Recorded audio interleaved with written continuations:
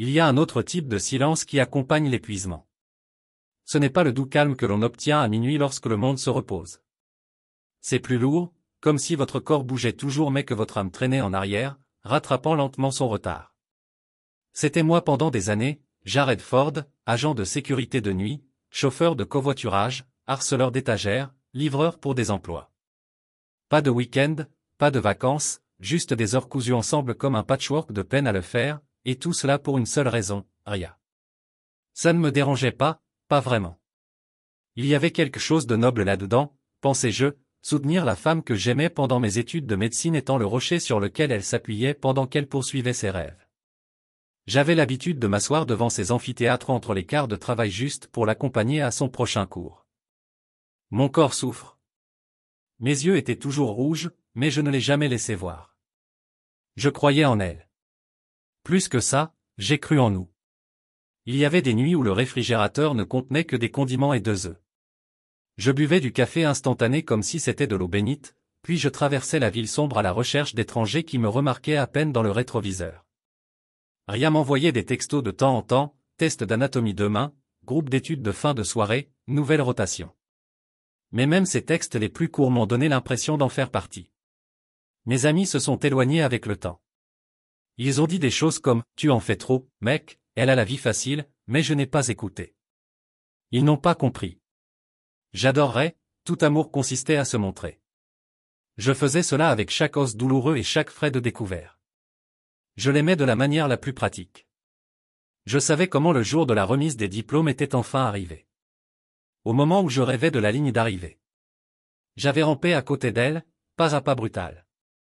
J'ai repassé ma seule bonne chemise boutonnée, acheté un modeste bouquet avec les 20 derniers que j'avais et j'ai souri si fort que mes joues me faisaient mal. J'étais fier, pas seulement d'elle, de nous. Nous y sommes parvenus. L'auditorium bourdonnait de familles et de professeurs, l'air était chargé de parfums et de fierté.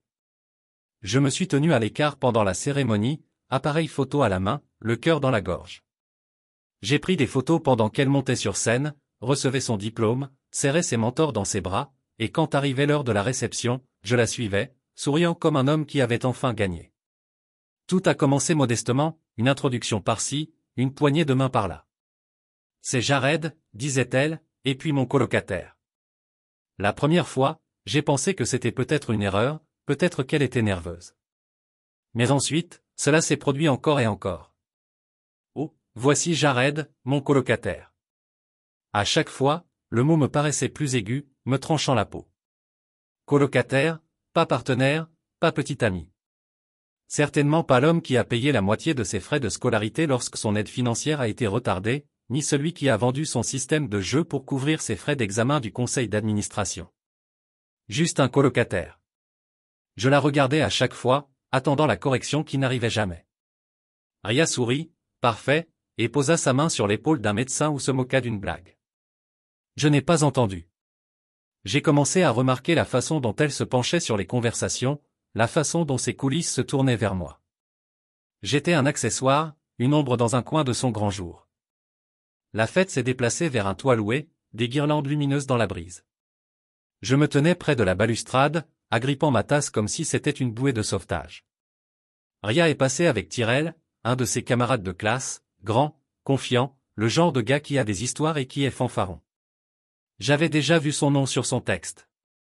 Réunion stratégique de fin de soirée. Elle a dit, partenaire d'études de cas. Je me suis approché d'elle tranquillement après que le gâteau ait été coupé. Loin de la foule, ma voix basse, pourquoi m'as-tu appelé ton colocataire? Elle n'a pas bronché, elle n'a même pas cligné des yeux. Parce que c'est ce que tu es, Jared, dit-elle en penchant la tête comme si elle s'ennuyait. Il ne s'agissait pas de nous, mais de moi. Mon cœur s'est arrêté dans ma poitrine, mais j'ai tout fait. Elle a ri. Puis un son froid et coupé. Tu devrais être reconnaissant de t'avoir gardé ici aussi longtemps. Cette seule phrase a détruit tous les souvenirs que j'avais polis dans mon esprit. Les nuits où je lui massais les épaules pendant qu'elle étudiait. Les nuits où j'ai sauté des repas pour qu'elle puisse dîner, les années où j'ai donné si volontiers. Elle l'a dit comme si j'étais chanceux, comme si j'aurais dû la remercier pour le privilège d'être ignoré. Je n'ai pas crié, je n'ai pas pleuré, j'ai simplement hoché la tête lentement, comme si ces mots expliquaient enfin quelque chose que j'aurais dû voir depuis le début. « Je suis désolé, dis-je doucement. Elle a souri, pensant qu'elle avait gagné, pensant que je me couchais comme je le faisais toujours. Mais elle ne réalisait pas que quelque chose avait changé, quelque chose de définitif. Je suis sorti de cette fête les mains dans les poches et ma fierté n'était finalement plus au sol. L'air nocturne était différent, comme si je pouvais à nouveau respirer. Elle pensait qu'elle m'avait brisé. Elle n'avait aucune idée de ce qu'elle avait construit. Au lieu de cela, le matin après la fête de remise des diplômes de Ria, l'appartement était calme, pas du genre paisible. C'était le silence pesant qui s'accrochait à tout comme un drap humide. Je m'assis au bord du lit, nous partagions les draps, parfaitement repliés sur le côté, à peine dérangés, je regardais l'horloge passer 6 heures, puis 6h30, puis 7 heures. Elle était partie tôt pour son premier quart de travail officiel en tant que médecin en résidence. Je l'imaginais marchant dans les couloirs de l'hôpital avec sa blouse blanche flottant derrière elle, confiante et célébrée. J'ai attendu d'être sûr qu'elle était partie. Puis je me suis levé, j'ai marché jusqu'au placard et j'ai ouvert la porte comme si j'épluchais la dernière couche d'illusion. C'était ça. Pas d'adieu dramatique, pas de cris, pas de porte qui claque, juste de l'action, calculée et silencieuse. J'ai commencé avec mes vêtements, des années d'uniforme, de chemise de travail, de sweat à capuche, usés à cause d'une utilisation excessive. Je les ai soigneusement pliés et les ai déposés dans l'une des boîtes UOL que j'avais empilées près de la porte. Hier soir, j'ai emballé mes chaussures, mes livres, la tasse à café qu'elle m'a offerte. En deuxième année et qui disait « le chauffeur préféré du futur docteur ». Je l'ai regardé longuement avant de l'envelopper délicatement dans du papier journal. Tout ce que je possédais pouvait tenir dans 4 boîtes moyennes et un sac polochon usé. L'appartement, malgré tout le temps que j'y ai passé, contenait très peu de moi, quelques photos, principalement d'elle, 1 ou 2 vestes accrochées au porte-manteau. Mon nom n'était plus sur le courrier. Elle avait changé cela il y a 6 mois lorsque nous avons rationalisé notre facturation. Je n'avais pas réalisé alors à quoi elle se préparait, mais je l'ai réalisé maintenant. J'ai sorti le dossier que j'avais intitulé Plan de sortie, 3 mois plus tôt, moitié avec espoir, moitié avec effroi. À l'intérieur se trouvaient les reçus, les virements, le contrat de location, mon nom sur les factures de services publics, des captures d'écran de chaque paiement important que j'ai effectué pour le loyer, l'épicerie, l'essence et les frais de scolarité. Ce n'était pas pour se venger, c'était pour plus de clarté. Je savais que si jamais il y avait une bagarre, elle réécrirait l'histoire. C'est pour ça qu'elle était douée. Je n'allais pas lui en laisser l'occasion. J'ai laissé les meubles derrière moi. Nous avons partagé les coûts, mais je ne voulais pas discuter. J'ai laissé la télé, la vaisselle et même la couette que nous avions achetée ensemble dans un magasin de bricolage lors d'un de ces rares week-ends de congé. Je n'en avais pas besoin. Je n'ai pris que ce qui m'appartenait, incontestablement douloureusement mien. Je suis entré dans la cuisine en dernier. C'est là que se trouvait la carte, toujours ouverte sur le comptoir, de la veille au docteur Ria Melrose. On pouvait lire en caractères dorés et bouclés. À l'intérieur, tous ses camarades de classe avaient écrit des notes de félicitations. Vous l'avez fait. On se verra dans le minerai. Tyrell dit, vous êtes le nouveau MVP. Je l'ai ramassé, lu une fois et l'ai remis là où je l'avais trouvé. Ensuite, j'ai écrit ma propre note. Juste un post-it, juste une ligne. Bonne chance, colocataire. Je l'ai collé juste en dessous de la carte de fin d'études, centré, impossible à rater. Vers 8 heures, le UOL était chargé. J'avais déjà aménagé un studio à l'autre bout de la ville, un espace minuscule, une fenêtre, sans fioriture, mais c'était à moi, entièrement à moi. Camille m'avait aidé à le trouver et avait payé le premier mois de loyer pour me lancer. Elle m'a même proposé de m'aider à déballer, mais je lui ai dit non, cette partie, je devais la faire seule. Avant de partir, je suis retourné dans la chambre, scrutant chaque recoin comme s'il pouvait encore contenir une version de nous qui comptait. Les draps étaient toujours parfaits, la commode toujours soignée, mais l'air était vide de moi. Maintenant, cela signifiait quelque chose.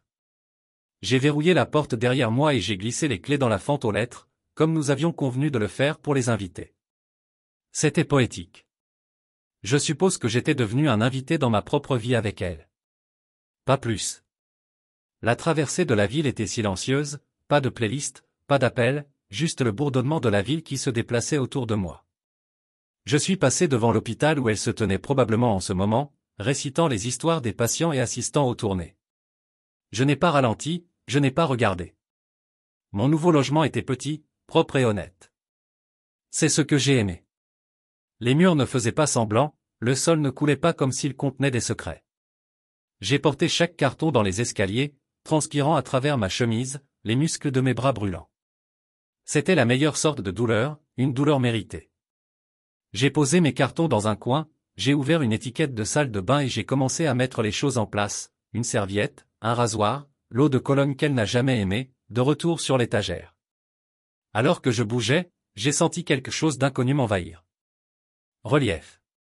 Je n'avais pas réalisé combien de moi-même j'avais plié pour faire de la place à ces rêves, combien de raccourcis j'avais coupés, combien de rêves j'avais reportés juste pour nous maintenir tous les deux à flot. Mais elle ne me gardait pas par amour.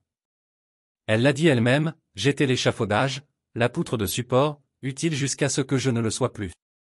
Eh bien, elle pouvait désormais voir à quel point sa tour était solide sans moi. Le soir, j'étais douché, nourri et allongé sur un matelas par terre, je parcourais les offres d'emploi. J'avais déjà mis à jour mon CV et envoyé un email à Camille concernant les postes vacants potentiels dans son hôpital. Je ne partais pas de zéro, je partais de la clarté.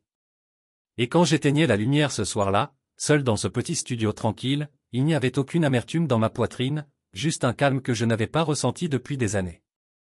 Elle rentrait à la maison et voyait les tiroirs vides, le placard vidé, le post-it. Elle appellerait probablement, peut-être en colère, peut-être en pleurant. Mais je ne répondrais pas. J'étais déjà parti. Quand je me suis réveillé le lendemain matin, la lumière du soleil entrait déjà dans le petit studio. Le matelas était toujours par terre et la moitié de mes vêtements étaient empilés dans des caisses de lait. Mais pour la première fois depuis des années, je n'avais pas l'impression d'être en retard pour quelque chose. Pas de précipitation pour éviter le trafic vers le deuxième travail, pas de peur tranquille attendant qu'on marche dessus, juste un mien spatial. Je me suis assis lentement, je me suis cassé le cou et j'ai regardé autour de moi. Pas de cadre sur le mur, pas de produits de beauté à moitié utilisés éparpillés sur le lavabo de la salle de bain, juste du silence. J'ai pris mon téléphone, 5 appels manqués, tous Doria. Je l'ai retourné face vers le bas et j'ai attrapé mon ordinateur portable. J'avais une liste lorsque j'ai dressé cette liste en février, lorsque j'ai commencé à soupçonner que les choses ne se termineraient pas bien. Le haut de la liste était simple, nettoyez-vous avant de l'obtenir. Même moi, je ne voulais pas me venger. Je voulais partir sans condition, sans regret et sans retour.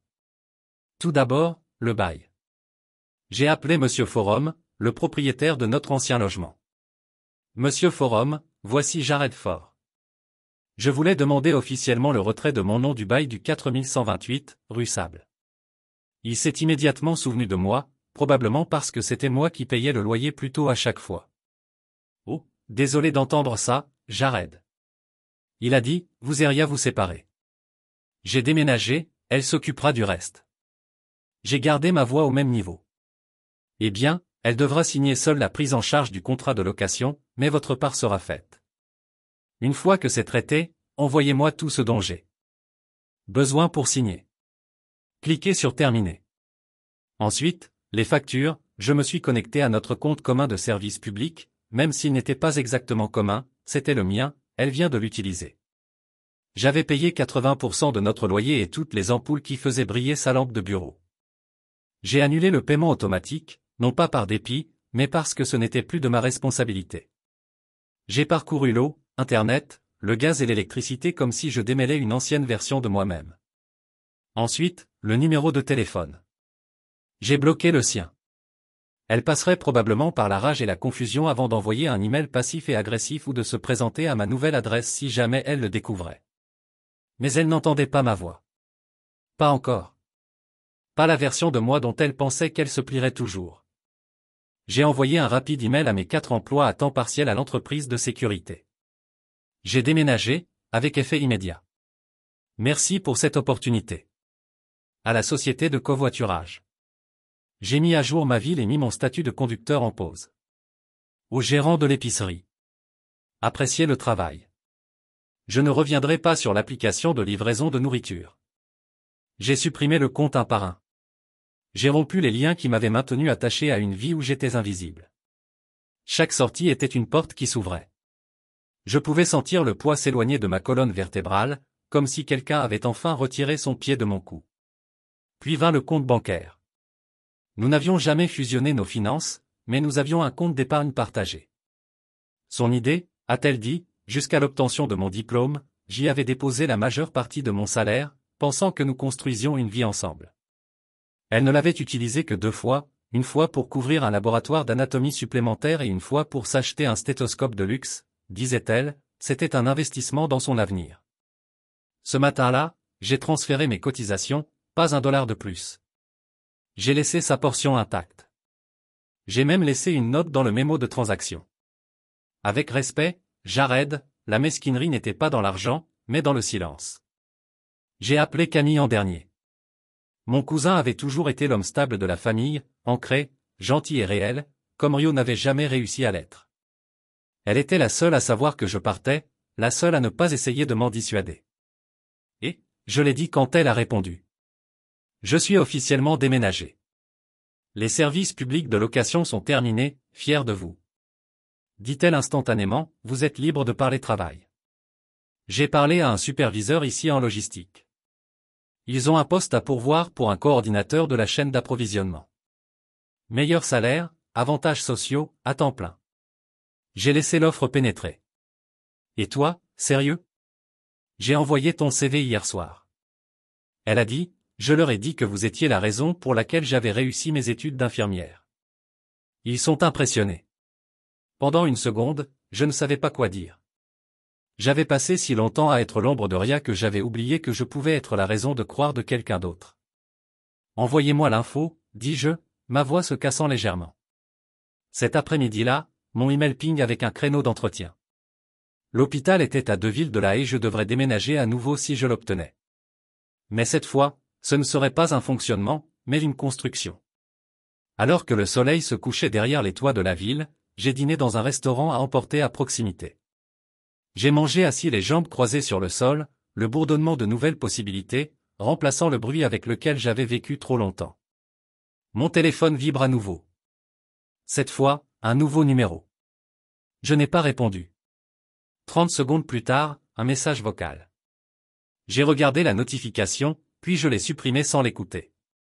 La rupture nette n'était pas seulement physique, elle était mentale, émotionnelle et intentionnelle.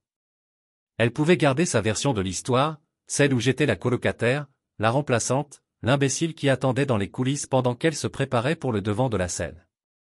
Elle pourrait dire à ses amis, j'ai disparu. Ce qui comptait, c'était ceci, je n'avais rien laissé en désordre, rien qu'elle puisse transformer en réclamation. Je n'avais aucune envie de la hanter, seulement de lui rappeler, dans l'absence tranquille que je laissais derrière moi, l'homme qu'elle négligeait. Et peut-être que, lorsque les lumières clignotaient, que les factures doublaient et que le silence se pressait trop fort contre ces murs polis, elle penserait à moi, le colocataire qui portait tout et qui lâchait tout. Cela a commencé avec un parchemin. Je ne la cherchais pas, pas vraiment. Je me suis dit cela alors que j'étais assis sur le bord de mon lit de studio, mon ordinateur portable en équilibre sur un genou et sorti sur l'autre. Je prenais juste des nouvelles de quelques anciens camarades de classe, peut-être en faisant défiler la page pour voir qui avait fondé une famille, qui avait lancé une entreprise, juste une curiosité inoffensive. Mais ensuite son nom est apparu, Ria Melrose, tagué dans un nouvel album, Graduation Day, Grateful Beyond World, 38 photos publiées par une personne nommée Nena. J'ai hésité, mon pouce a survolé le trackpad comme un avertissement, puis j'ai cliqué. La première photo représentait Ria familière dans sa blouse blanche, ses yeux radieux brillants de la même ambition qui m'avait autrefois attiré vers elle. Elle se tenait au centre de la scène avec cet équilibre naturel qu'elle avait toujours perfectionné pour la foule. Derrière elle, une banderole disait « Promotion 2023 ». Bienvenue dans le prochain chapitre. J'ai encore cliqué. Celui-ci, c'était elle et Tyrell. Il avait son bras passé nonchalamment autour de son épaule, tous deux souriants. Elle s'est penchée contre lui d'une manière qui m'a fait serrer l'estomac. J'ai encore cliqué. Un autre riant à côté d'un bol à punch, puis un autre coupant un gâteau ensemble, puis un autre où il lui embrassa le dessus de la tête. Ce n'était pas seulement un collègue. J'ai cliqué plus vite. Il y avait des photos d'eux deux lors d'un dîner pris des semaines avant l'obtention de son diplôme, une autre lors d'une conférence d'hiver. Je n'ai pas été invité à quelques selfies floues lors des visites nocturnes à l'hôpital. Il y a même une fois, il y a 2 mois, elle portait son sweat à capuche avec la légende de long quart de travail, des cœurs forts. J'ai claqué l'ordinateur portable, respirant fort. Le silence de mon studio bourdonne dans mes oreilles. Je ne m'attendais pas à ressentir quoi que ce soit à ce stade. Je pensais avoir vidé chaque once de chagrin, de colère et d'humiliation. Mais non. C'était autre chose. Ce n'était pas qu'elle avait déménagé, c'était qu'elle avait déjà été déplacée. Pendant que je prenais des quarts de travail supplémentaires pour couvrir ses repas, pendant que je récurais les sols carrelés des épiceries, à 2 heures du matin, elle m'avait discrètement éliminé, m'éliminant de l'histoire comme si je n'avais jamais existé. Je suis resté assis longtemps. Laisse la rage venir, laisse-la reposer. Puis j'ai pris mon téléphone et j'ai appelé Camille. Ça va, répondit-elle rapidement. Elle semblait toujours sentir quand je ne l'étais pas. Je viens de voir les photos. J'ai dit qu'elle n'avait pas besoin de demander lesquelles. Il y eut une pause.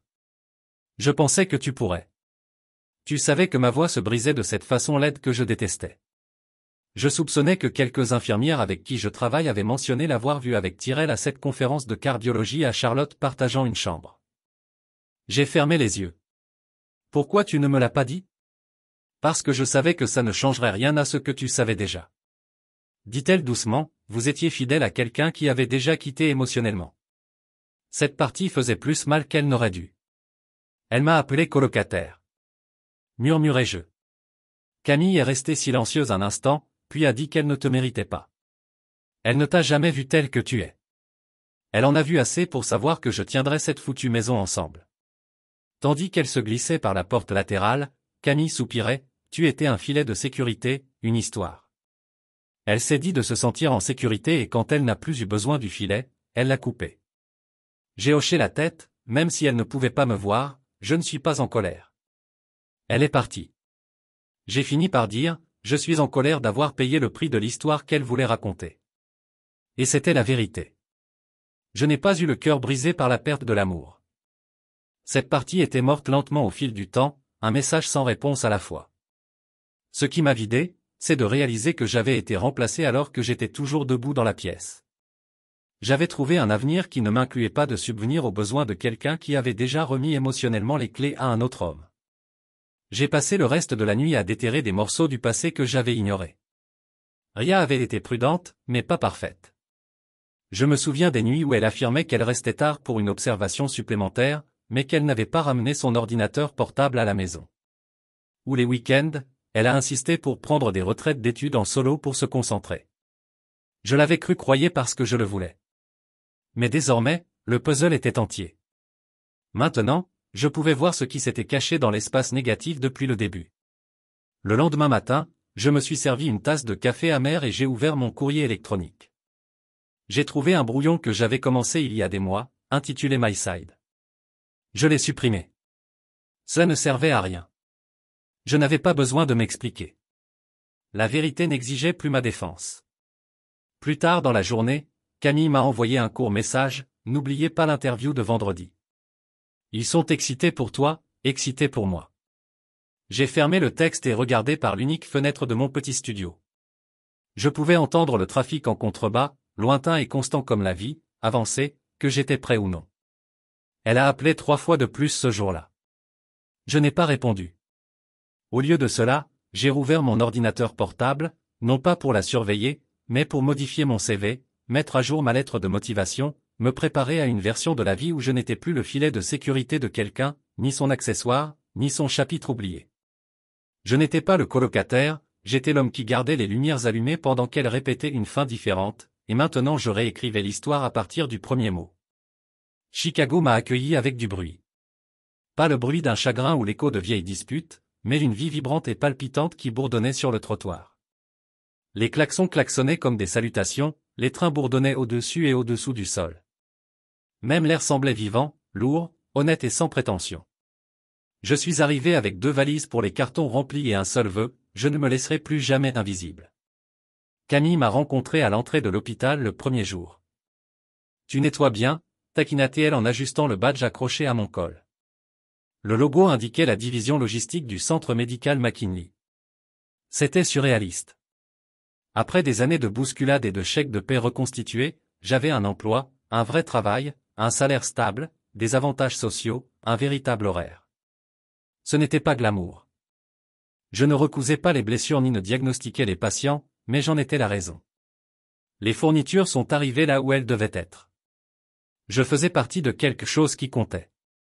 J'ai plongé. J'ai appris les systèmes, mémorisé les plans d'étage, repris le rythme de la vie à l'hôpital. J'étais le premier au bureau et le dernier à partir, non pas parce que je devais l'être, mais parce que je le voulais. C'était bien d'être essentiel, pas seulement pratique. Un après-midi, environ 3 semaines plus tard, Camille m'a présenté Sacha Patel, la directrice des ressources humaines. Elle était polie mais accessible, avec des yeux gentils, avec une voix qui vous faisait redresser le dos sans en vouloir. Vous avez déjà impressionné. L'étage mène, dit-elle en jetant un coup d'œil à son porte-bloc. Votre département fonctionne mieux qu'il ne l'a fait depuis des mois. Juste en faisant mon travail, j'ai dit avec un haussement d'épaule, ne soyez pas modeste, continuez comme ça et vous serez sur la liste restreinte pour une formation de développement interne. Cette phrase m'est restée pendant des jours, développement interne, un avenir qui n'était pas une question de survie mais de croissance. J'étais enfin dans un endroit où je ne me plongeais pas dans le rêve de quelqu'un d'autre, je construisais le mien.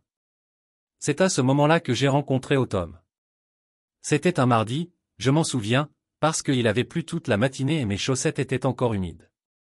Quand j'ai pris l'ascenseur jusqu'à l'étage juridique et de conformité pour livrer les dossiers de contrat révisés, elle se tenait près de la machine à café, tapant du pied et marmonnant quelque chose à propos d'un distributeur de crème cassée. J'ai proposé de poser le dossier, le sourcil levé.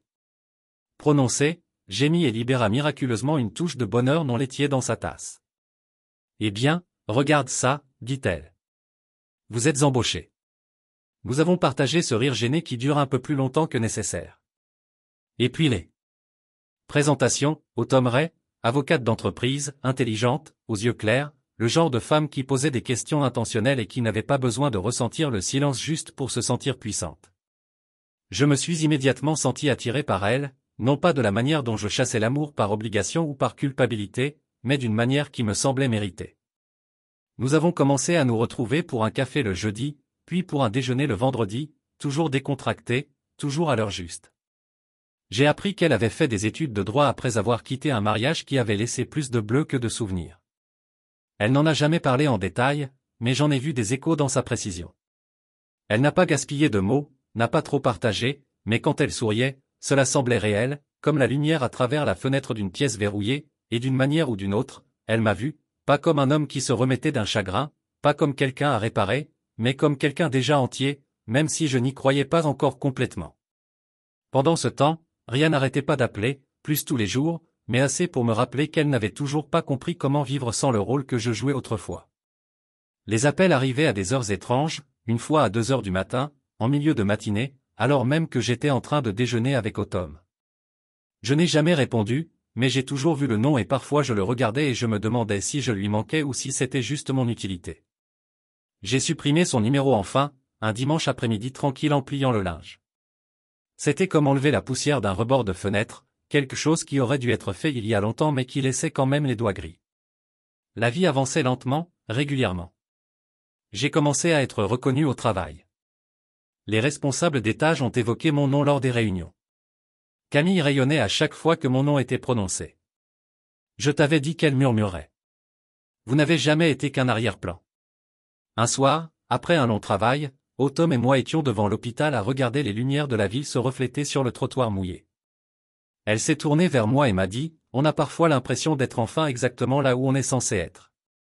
J'y ai pensé, au matelas sur le sol, aux années passées à porter un avenir qui ne m'incluait pas, au silence d'un studio où la guérison avait son propre son. Et puis je l'ai regardée, cette femme qui ne m'a pas demandé de rétrécir. Ouais, dis-je d'une voix ferme, je pense que oui.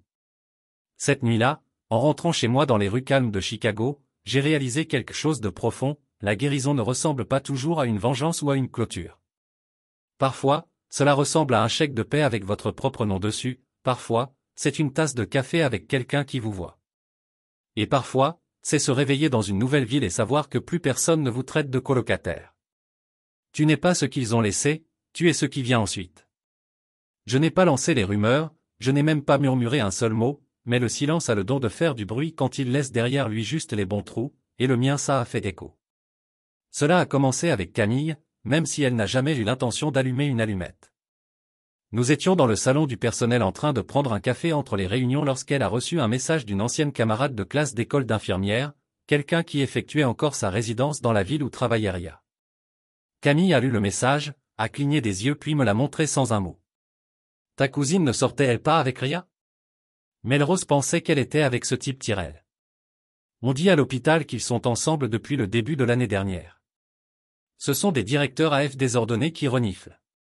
Quelqu'un les a signalés. J'ai regardé le message pendant un long moment, ne sachant pas ce que j'étais censé ressentir. Camille m'observait, attendant ma réaction, mais je ne lui en proposais pas. Je viens de rendre le téléphone et de siroter mon café. Tu veux que je l'éteigne? Demanda-t-elle. Non, laisse-le flotter. Le truc avec Ria, c'est qu'elle avait passé des années à se forger une image, brillante, concentrée, détachée. Elle a travaillé plus dur que quiconque et elle a veillé à ce que tout le monde le sache. Sa relation avec Tyrell. C'était censé être calme, peut-être même secret, mais les secrets pourrissent lorsqu'ils sont exposés au temps et à la proximité. Quelqu'un voit toujours quelque chose, quelqu'un parle toujours. Ce que personne ne pouvait nier, surtout pas le conseil d'administration de l'hôpital, c'était le calendrier. Elle a présenté Tyrell à ses collègues des mois avant de me présenter à quiconque en tant que colocataire. Et maintenant qu'elle avait accepté un rôle de résidence, ses frontières floues semblaient différentes. Il n'avait pas l'air professionnel. Camille a laissé échapper un autre fil lors d'un dîner d'infirmière, casual, de manière désinvolte, comme si elle récitait les potins de l'ami d'un ami.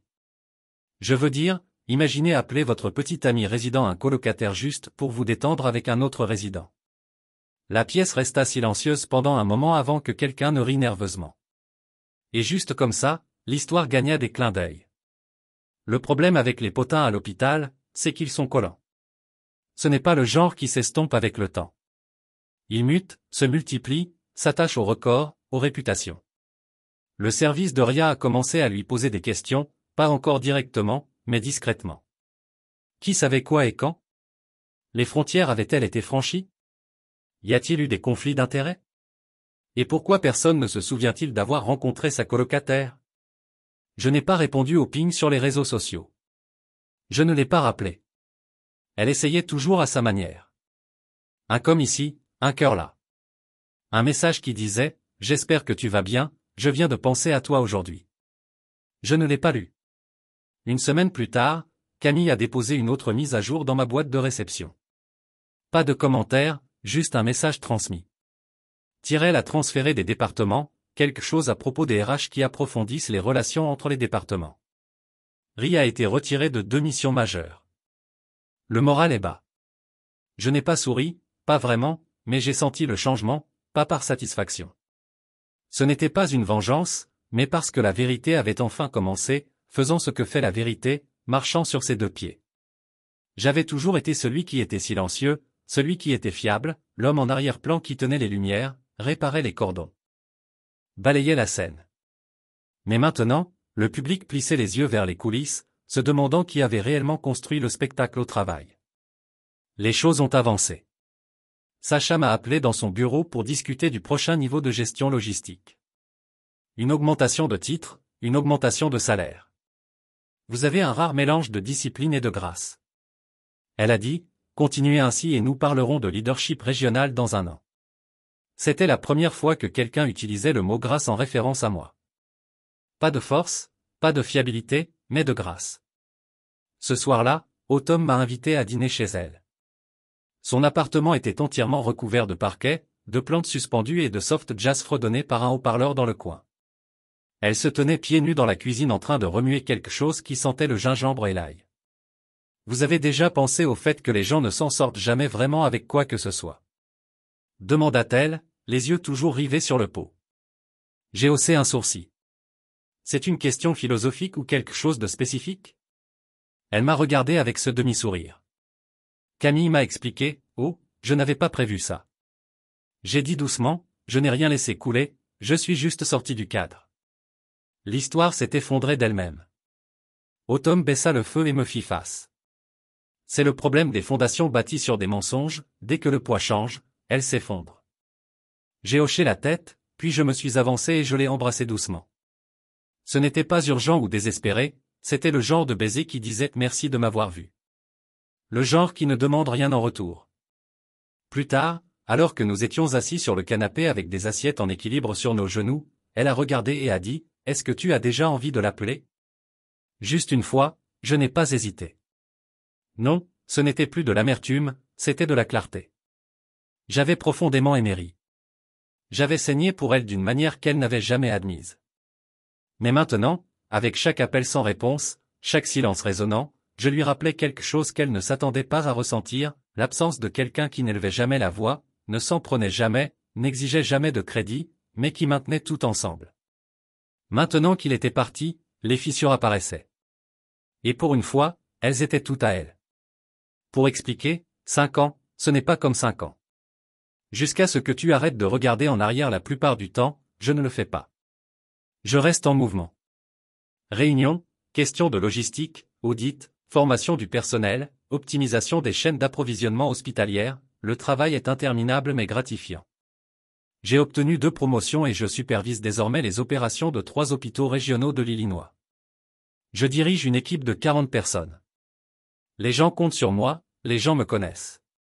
Mais aujourd'hui, à l'occasion du 5e anniversaire de l'obtention du diplôme de RIA, je me retrouve à regarder par la fenêtre de mon bureau, le café refroidi dans ma main, en me demandant quelle part de ma vie vient de ces choix et quelle part de ma vie vient du moment où je suis parti. L'automne arrive sans frapper. C'est sa façon de faire. Le contrat de Saint-Luc est finalisé, dit-elle en posant un dossier sur mon bureau. Ils veulent que vous visitiez le site vendredi prochain. Déjà, je jette un coup d'œil à l'horloge. Je n'avais même pas réalisé qu'il était plus de 15 heures. Ça va, demande-t-elle, puis elle plisse les yeux. Vous faites ce truc où vous réfléchissez trop fort. Je lui fais un doux sourire, juste un voyage dans le temps.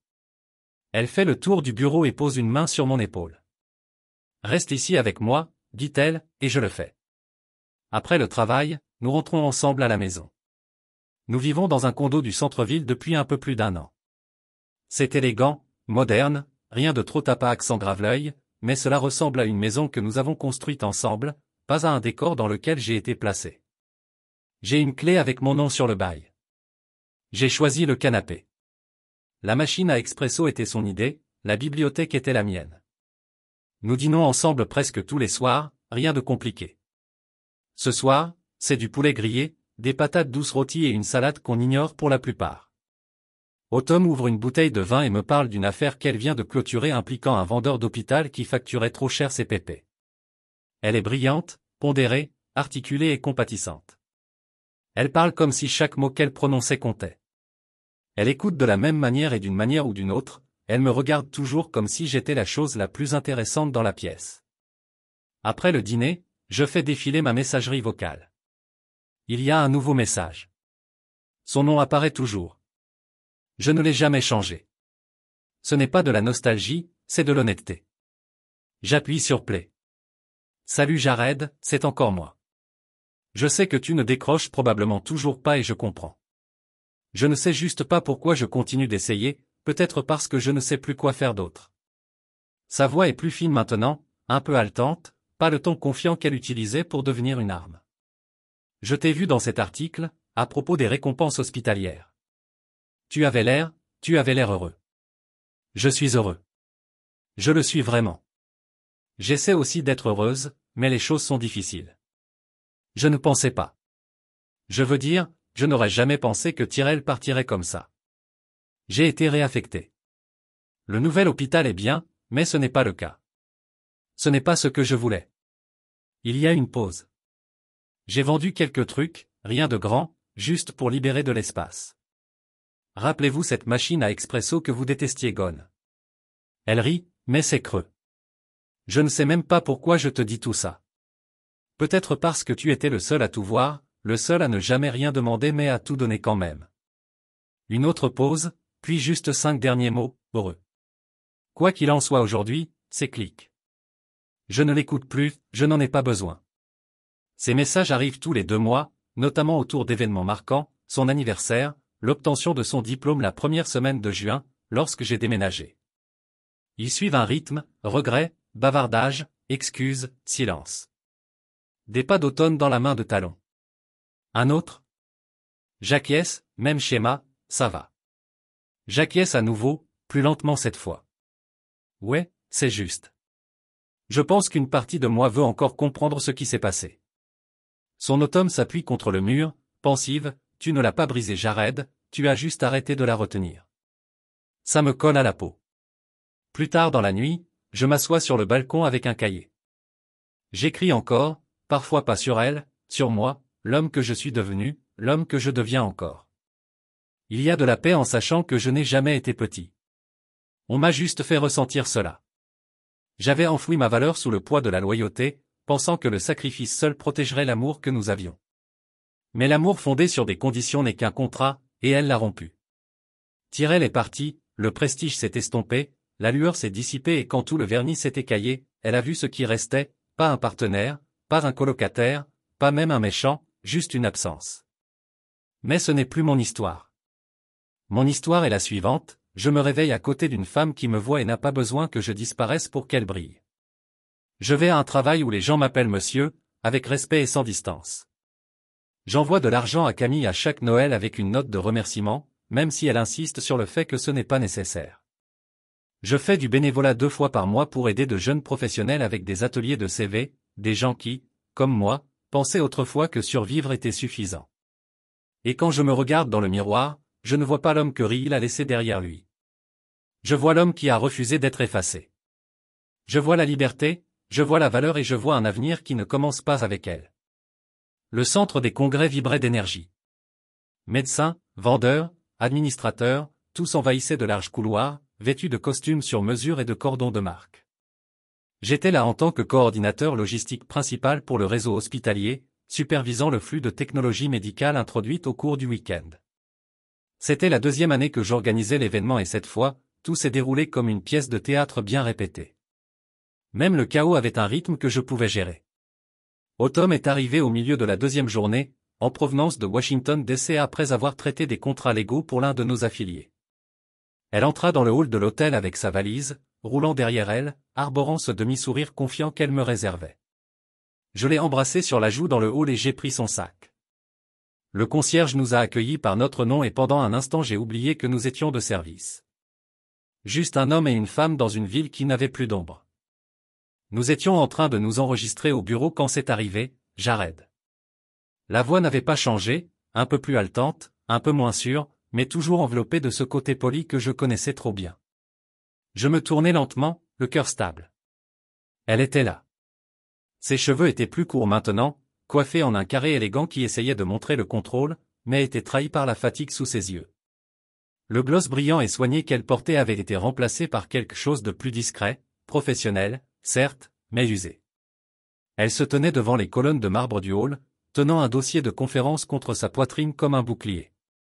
Elle portait son insigne d'hôpital, mais il ne portait pas le nom de l'institution prestigieuse dont elle se vantait autrefois. Au lieu de cela, il indiquait le nom d'un hôpital plus petit et des lettres décolorées. J'ai pris cela en compte avant de répondre. Ria, dis-je en gardant ma voix. Même Autumn nous a regardés. Sentir le poids dans l'air. Elle s'approcha et lui tendit la main. Salut, je m'appelle Autumn Ray. Ria lui serra la main après une légère hésitation. Enchantée de vous rencontrer, dit-elle. Puis je me suis retourné vers moi. Je ne savais pas que tu serais là. J'ai coordonné l'événement, répondis-je. Je prononcerai mon discours de clôture dimanche. Elle cligna des yeux, absorbant l'information. Bien, dit-elle maladroitement, en ajustant le dossier dans ses mains. Tu as l'air bien. Les doigts d'Automne effleurèrent légèrement les miens. Je lui ai souri. Puis retour à Ria. Je suis. Il y eut un moment de silence autour de nous. Le personnel de l'hôtel poussait des chariots à bagages et les participants passaient en petits groupes. Le monde tournait encore. Seule Ria semblait coincée. Elle désigna le couloir latéral. Pouvons-nous parler juste une minute? Automne m'a regardé. Je lui ai fait un léger signe de tête et elle a dit, je vais attendre près des ascenseurs. Elle est partie sans avoir besoin d'être rassurée. C'est le genre de femme qu'elle est, Ria, et j'ai déménagé dans une crique plus calme près du distributeur d'eau. Elle inspira avant de parler. Tu viens de disparaître, dit-elle d'une voix à peine au-dessus d'un murmure. Pas de combat, pas de lettres, juste parti. J'ai gardé mes mains dans mes poches. J'ai laissé un mot sur le comptoir. Bonne chance, colocataire. Ce n'est pas une conversation. J'ai incliné la tête. Ni l'un ni l'autre n'est présenté comme colocataire devant un auditorium entier de vos collègues. Elle tressaillit comme si elle avait été giflée. Je ne voulais pas dire que tu l'avais fait, dis-je calmement, et tu ne l'as pas corrigé, pas une seule fois. Vous avez souri et l'avez laissé en l'air comme si c'était la vérité. Elle baissa les yeux, honteuse, ou peut-être simplement surprise. J'étais sous beaucoup de pression, attente. Je ne savais pas comment équilibrer tout cela. Vous saviez faire des choix. C'est différent. Je ne pensais pas que tu t'en irais réellement, a-t-elle admis, la voix brisée. Tu es toujours resté malgré tout parce que je croyais en nous. J'ai répondu parce que je croyais que ce que nous construisions comptait jusqu'à ce que tu me montres que ce n'était pas le cas. Il y eut une autre longue pause. Ses yeux se sont remplis mais je n'ai pas bougé pour la réconforter. Cet instinct avait disparu. Tyrell est parti 1 an après que tout ait explosé. Elle a avoué qu'il n'avait pas signé pour le scandale. J'ai été transféré dans un hôpital satellite.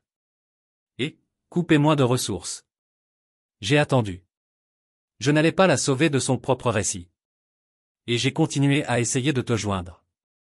Elle a ajouté de manière plus défensive, maintenant je pensais que nous pourrions peut-être simplement, fermement, nous ne pouvons pas. Elle leva les yeux, elle brillait clairement. Pourquoi pas, parce que la guérison ne nécessite pas de revenir à ce qui vous a brisé. Cela nécessite de s'en éloigner et de construire quelque chose de mieux. Elle se mordit la lèvre puis murmura, alors c'est elle maintenant. J'ai jeté un coup d'œil vers les ascenseurs. Autumn se tenait là, les bras croisés, défilant sur son téléphone, bien dans sa peau. Ce n'est pas elle qui t'a remplacé, dis-je. C'est elle qui m'a vu. Les épaules d'Oria tombèrent. Elle paraissait plus âgée, soudain alourdie non pas par l'âge, mais par les conséquences. Je t'ai vraiment aimé, dit-elle doucement. J'ai hoché la tête. Peut-être, mais tu aimes la version de moi qui a servi ton histoire, pas celle qui méritait la sienne. Elle recula comme si elle avait besoin d'espace pour respirer. Le costume, le badge, la femme à mes côtés et le calme dans ma poitrine. Ce n'était pas une confirmation. C'est arrivé un mercredi soir juste au moment où je finissais de mettre la table, Autumn versait du vin, son rire résonnant doucement de la cuisine alors qu'elle me grondait d'avoir plié les serviettes en ce qu'elle appelait de tristes petits triangles. Après le dîner, quand Autumn s'est recroquevillée sur le canapé avec son dossier juridique et que j'ai commencé à débarrasser les assiettes, j'ai vérifié ma boîte de réception. C'était là. Objet, je vous dois ce Cinderia Melrose. Je l'ai presque supprimé sans l'avoir lu, mais quelque chose dans la façon dont elle l'a intitulé m'a attrapé. Il n'y avait aucune défense dans la ligne d'objet, aucun appât ni culpabilité, juste un simple aveu. Je l'ai ouvert, Jared, j'écris ça depuis des mois. Chaque brouillon était un fouillis d'excuses ou de douleurs que je n'étais pas prêt à admettre. Je ne m'attends pas à ce que vous répondiez, je ne m'attends même pas à ce que vous finissiez de lire, mais je ne pouvais pas laisser passer une autre année. Faire semblant de silence améliorait les choses. D'abord, je suis vraiment désolé pour tout, de t'avoir traité de colocataire, de t'avoir utilisé, d'avoir construit mon avenir sur le dos de tes sacrifices et d'avoir ensuite fait comme si tu n'avais jamais été là. J'ai eu 5 ans pour m'asseoir avec ça. 5 ans d'anniversaire, de garde à l'hôpital et de nuits tranquilles où je ne pouvais pas ignorer ce que je faisais. À l'époque, je pensais que le succès nécessitait d'être peaufiné. Je pensais qu'être avec quelqu'un qui avait 4 emplois et conduisait une voiture cabossée ne correspondait pas à l'image que je voulais projeter. Alors je t'ai supprimé, non pas parce que tu manquais, mais parce que j'avais honte de combien je comptais sur toi. Je me suis dit que je construisais une vie pour nous, mais je construisais en réalité une version de moi qui n'incluait pas la vérité. Et tu étais la vérité. Vous étiez les nuits tardives, les courses d'épicerie, les écarts de scolarité, le café laissé sur ma table de nuit avant 5 heures du matin. Tu es la raison pour laquelle j'ai réussi et la raison pour laquelle j'ai perdu quelque chose. Réel. Tyrell est parti. Vous l'avez probablement entendu. Tout s'est effondré rapidement une fois que les gens ont commencé à poser des questions. Il a pris ses distances. Les RH se sont impliqués. Mon chef de service m'a donné le choix, démissionner ou accepter une réaffectation. J'ai pris ce dernier. Je suis à l'hôpital communautaire de Breewood depuis 3 ans maintenant. Ce n'est pas prestigieux, mais c'est un travail honnête. Et je me présente à mes patients avec plus d'humilité que je n'aurais jamais cru pouvoir en faire. J'ai suivi des séances de thérapie hebdomadaires. Nous parlons de l'ego, de la façon dont j'ai construit ma valeur sur les perceptions des autres, de la façon dont j'ai confondu l'ambition avec l'identité, et de vous. Beaucoup de choses sur vous. Je ne veux pas me reconnecter. Je n'écris pas pour te reconquérir. Je voulais juste que tu saches que tu comptais plus que je ne l'ai jamais laissé entendre et je regretterai toujours de ne pas avoir honoré ça. Si vous avez trouvé le bonheur, si vous avez trouvé la paix, j'espère qu'elle vous enveloppera comme une armure. J'espère que c'est calme et stable dans tout ce que je ne t'ai jamais donné. Avec sincérité, Ria. J'ai regardé l'écran pendant un long moment, pas en colère, pas ému aux larmes, juste immobile. Autumn leva les yeux du canapé, sentant un changement. Tout va bien. J'ai lentement hoché la tête. Juste un email d'une personne que je connaissais. Elle n'a pas insisté. C'est ce que j'ai aimé chez elle. Autumn n'a jamais essayé de rivaliser avec le passé, elle est simplement restée fermement et puissamment présente. J'ai relu le message une fois puis encore une fois. La troisième fois, j'ai essayé de ressentir ce que je pensais devoir, la justification, la tristesse, la clôture, mais rien de tout cela n'est venu. Juste comprendre. Je me suis souvenu de la version de moi qui aurait lu ceci et répondu instantanément, qui se serait épanché dans le pardon, saisi par l'espoir d'une reconnexion. Cet homme avait toujours eu besoin d'être vu, même si cela signifiait être blessé, même si cela signifiait être réduit à un colocataire sous les projecteurs de quelqu'un d'autre. Mais je n'étais plus cet homme. J'étais l'homme qui avait reconstruit sa vie à partir de béton et de clarté, l'homme dont la valeur ne se mesurait pas à la durée pendant laquelle il pouvait s'accrocher à quelqu'un, mais à la grâce avec laquelle il pouvait lâcher prise. J'ai cliqué sur supprimer. Pas de cérémonie, pas de drame, juste un seul choix délibéré. Certaines histoires ne méritaient pas un dernier paragraphe. Certaines excuses n'avaient pas besoin de réponse. Certaines histoires étaient déjà terminées, non pas parce qu'elles se terminaient par une vengeance ou des retrouvailles, mais parce qu'elles vous apprenaient à en écrire de nouvelles sans elles. Cette nuit-là, j'ai serré Autumn un peu plus fort dans mon lit, non pas parce que je craignais qu'elle parte, mais parce que je savais qu'elle n'aurait pas besoin de moi pour prouver ma valeur. Elle l'avait vu dès le premier jour. Et quand j'ai fermé les yeux, ce n'était pas le visage de Ria. Je me suis souvenu que c'était le mien. Plus vieux, plus fort, plus paisible, ça suffisait. Je me réveille avant le soleil, non pas parce que je le dois, mais parce que je le veux. Il y a quelque chose de sacré dans ces premiers instants, le silence avant que le monde ne commence à s'agiter, le silence qui ne vous demande rien d'autre que la présence. Je m'assois près de la fenêtre avec une tasse de café noir, je regarde la ville s'étendre jusqu'à l'aube et je pense à l'homme que je suis devenu. Je m'appelle Jared Ford. Je ne suis plus la pensée de quelqu'un après coup. Je ne suis pas l'homme en arrière-plan qui porte le poids en silence pendant que quelqu'un d'autre monte sur scène. Je ne suis pas un espace réservé, ni un personnage secondaire. Je suis l'histoire. Maintenant, je devais travailler dans un costume bleu marine sur mesure, pas pour le spectacle, mais parce que je me souviens de l'époque où je n'en avais pas les moyens. Je me souviens avoir conduit une berline déglinguée à travers 3 comtés en priant pour qu'elle ne cale pas pendant les livraisons. Je me souviens d'avoir servi des tables la veille de Noël, rempli les étagères le jour de l'an, retenu mon souffle lorsque Ria soupirait à propos du prix des manuels pendant que je vérifiais tranquillement si nous en avions assez pour l'épicerie. À l'époque, je croyais que la loyauté pouvait l'emporter sur tout. Cet amour a été prouvé dans les tranchées, et peut-être est-il toujours vrai, mais seulement si la personne pour laquelle vous vous battez n'est pas celle qui appuie sur la gâchette. Ria m'a coûté du temps, oui, des années que je ne récupérerai jamais. Mais ce qu'elle n'a pas pris, ce qu'elle n'a jamais pu prendre, était au cœur de moi. Cette partie n'a fait que se renforcer ces jours-ci. J'assiste aux réunions et mon nom a du poids. Je ne recule pas quand je parle. Je ne regarde pas autour de moi pour obtenir mon approbation. Je dirige la logistique de 3 hôpitaux régionaux et supervise une équipe qui me fait confiance, car ils savent que je me suis retrouvé au bas de l'échelle et que j'ai gravi tous les échelons moi-même. Rien de mon succès n'a été salué par les applaudissements.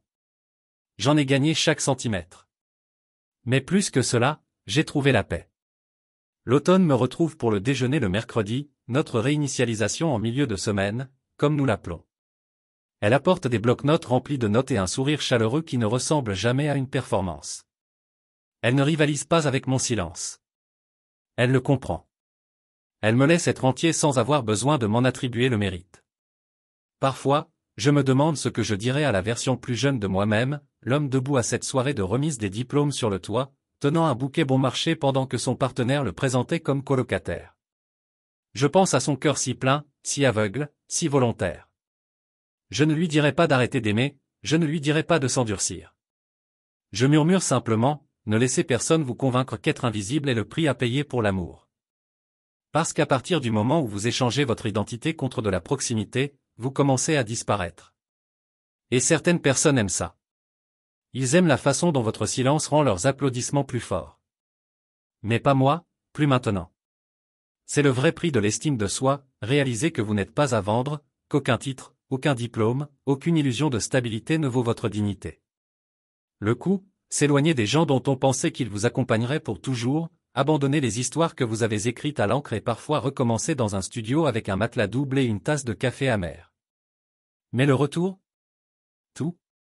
Une paix qui ne demande pas à être gagnée, un amour qui n'exige pas de preuves, une vie où votre nom est prononcé avec respect par les autres et, surtout, par vous-même. J'entends encore occasionnellement parler de Ria, un message vocal par-ci, un DM par-là.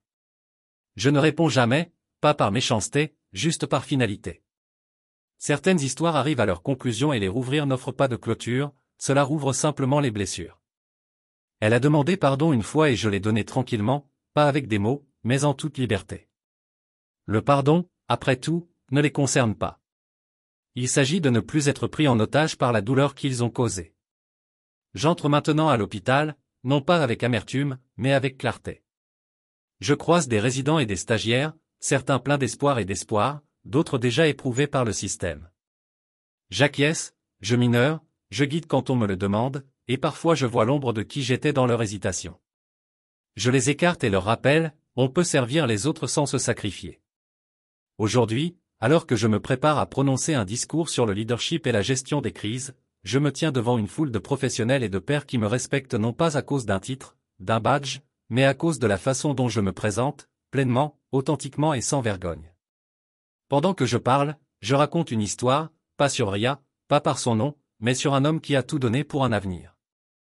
Il n'a pas été invité à entrer. Un homme qu'on appelait colocataire dans une chambre. Il a aidé à payer un homme qui s'est éloigné tranquillement et a construit quelque chose de plus fort que n'importe quelle insulte ne pourrait jamais faire écho. Je termine mon discours par ceci, être un homme bon ne signifie pas être gardé. Il s'agit de savoir quand vous êtes utilisé et de repartir avec votre dignité toujours intacte. Vous n'êtes pas celui à qui ils vous réduisent. Vous êtes celui que vous choisissez de devenir. Une fois que vous réalisez votre valeur, les applaudissements suivent. Mais je n'en ai pas besoin, plus maintenant. Plus tard, je rentre à la maison, Autumn est recroquevillée sur le canapé et attend avec des plats à emporter thaïlandais et un mauvais documentaire va probablement se moquer de la première moitié. Elle lève les yeux et sourit comme si j'étais exactement là où je suis censé être. J'accroche mon manteau, je verse un verre et je la rejoins, car je n'ai jamais été seulement un colocataire. J'étais la raison pour laquelle les lumières restaient allumées, et maintenant je suis la raison pour laquelle je suis libre.